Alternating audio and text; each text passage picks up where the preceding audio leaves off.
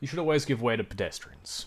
They, of course, are the people on the road who couldn't afford a car, who chose not to use a bike, out of respect, of course, who chose the humane way of doing things. People have been walking for centuries. Hell, maybe even millennia. Who knows? Science couldn't answer that. So, you probably shouldn't run pedestrians over in your car. Obvious reasons. Go to jail and all that. But, maybe if they're asking for it, you might want to run them down a bit, teach them a lesson. Not condoning that, of course, but like maybe? But like don't do it, but like maybe. So, in this example, for example, we have this gentleman here, this drug addict, clearly after taking a heroin, has decided to cross the road on a green light, and then has seen the bus and gone, I can make that. But what he hasn't seen is the car in the following lane.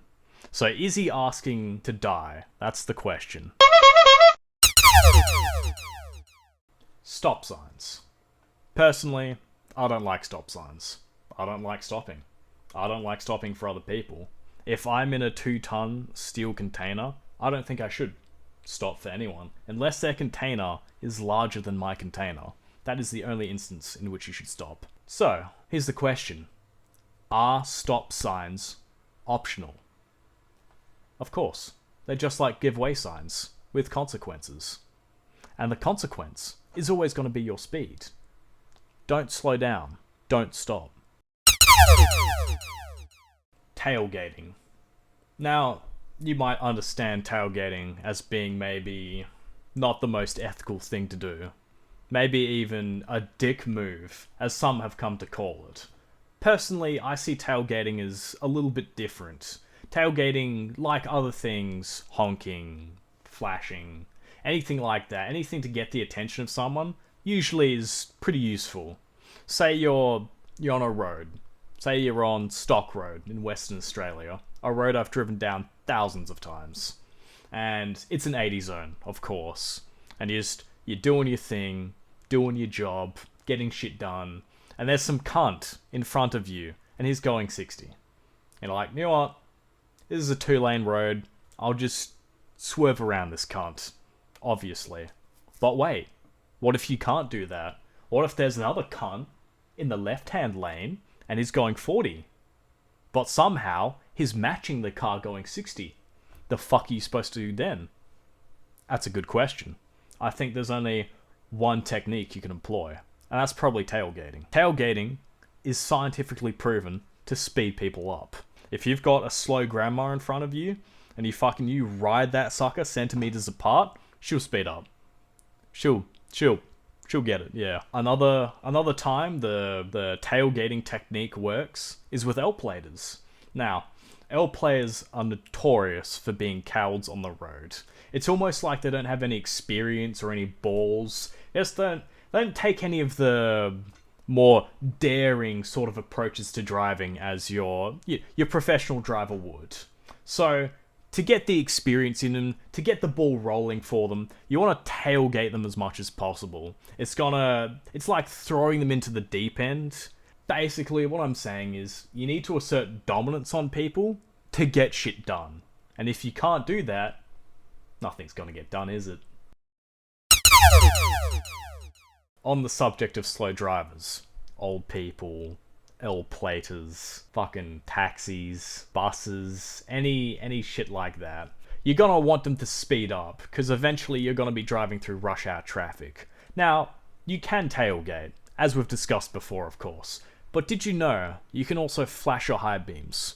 Or just put the high beams on entirely, and then maybe that will sort the problem out. The strategy of using your lights is it gets people's attention, it distracts them, and hopefully they'll just drive themselves off the road. Now, if you want to see this to greater effect, I recommend you buy one of these bad boys, and then deck it out to one of these bad boys. Because the more light you've got, the more blinding you are, the quicker they'll just get out of your way. School zones.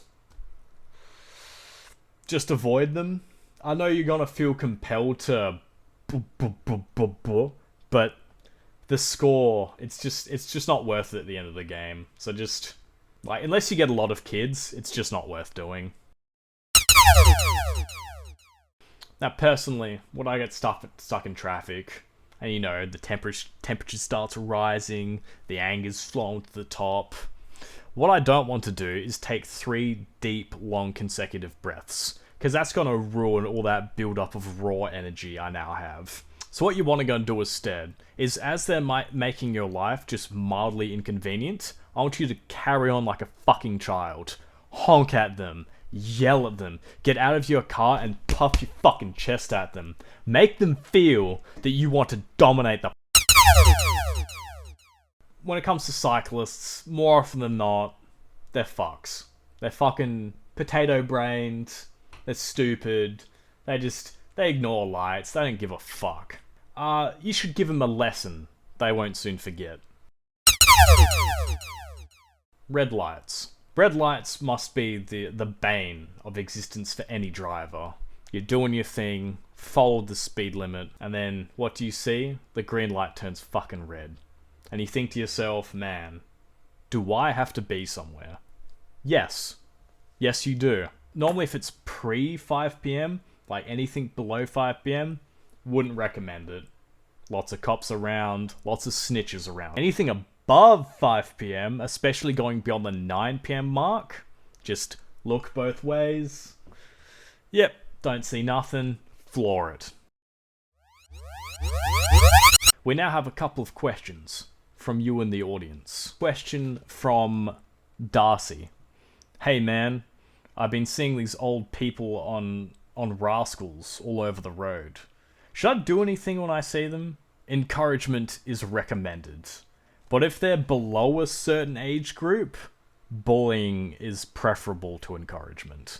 I've got a question from Shazza, and she asks, when turning into oncoming traffic, should I look? Nah, don't stress about it, eh? Other cunts have got eyeballs. They'll figure it out for you. Well, that's all for the video. You can like, subscribe, dislike, or maybe you can't because that's gone. Comment.